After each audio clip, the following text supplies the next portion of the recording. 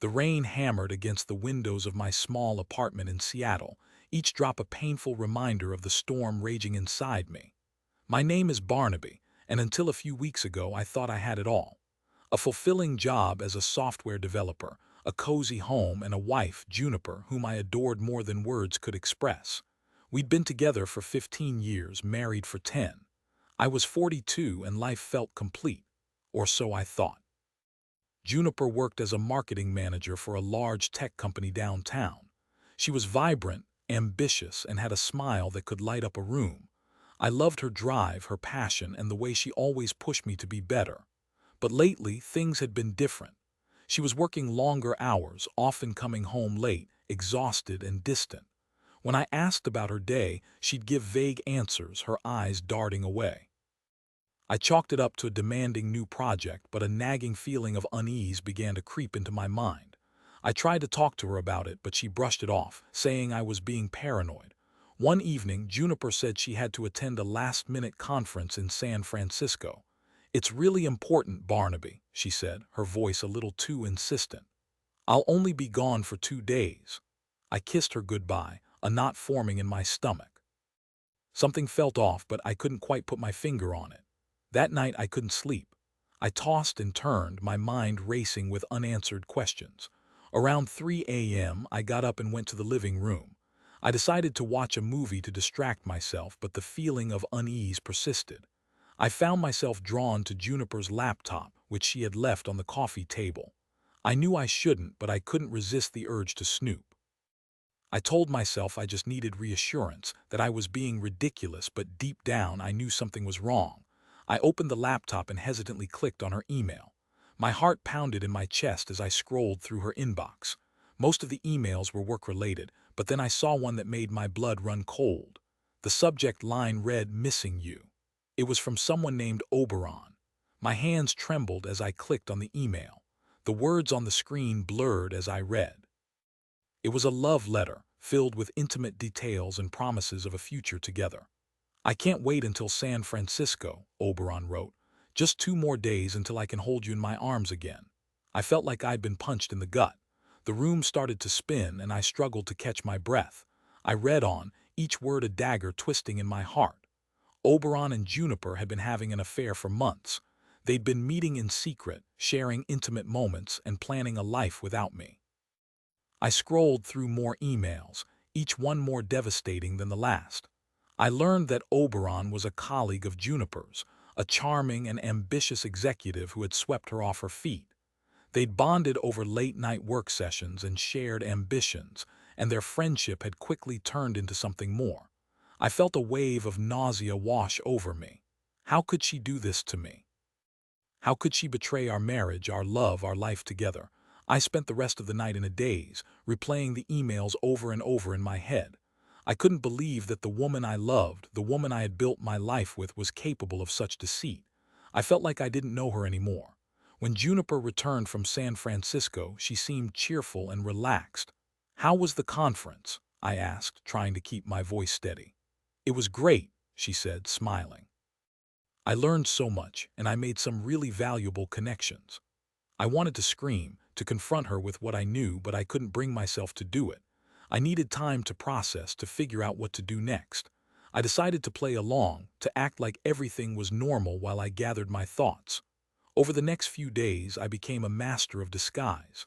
I smiled, I laughed, I made small talk, all while my heart was breaking into a million pieces. I researched divorce lawyers, I consulted with friends, and I started to plan my next move. I knew I couldn't stay in this marriage, not after what she had done. But I also knew that I couldn't let her get away with it. I wanted her to feel the pain that I was feeling, to understand the depth of her betrayal. One evening, I decided to confront her. I waited until after dinner, when we were both sitting in the living room. "Juniper," I said, my voice trembling slightly, "we need to talk." She looked up from her book, her eyes questioning. "What is it, Barnaby?" "I know about Oberon," I said, the words hanging in the air. Her face paled and her eyes widened in shock. What are you talking about?" she stammered. "I read your emails, Juniper. I know about the affair." She didn't deny it. She just sat there, silent, her face a mask of guilt and shame. "How could you?" I asked, my voice rising.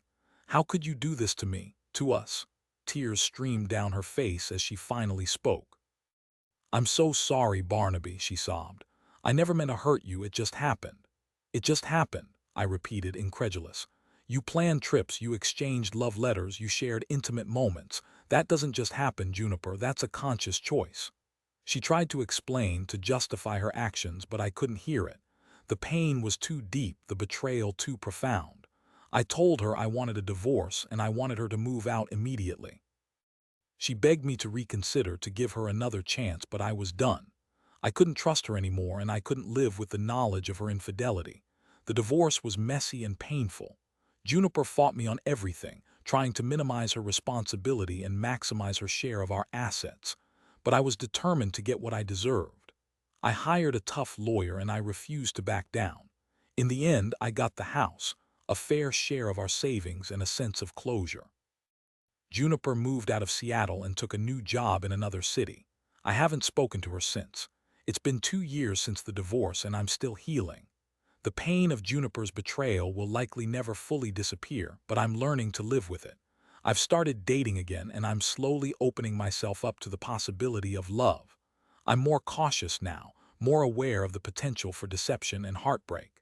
But I'm also more resilient, more determined to find happiness. I know that I deserve to be loved and respected, and I won't settle for anything less.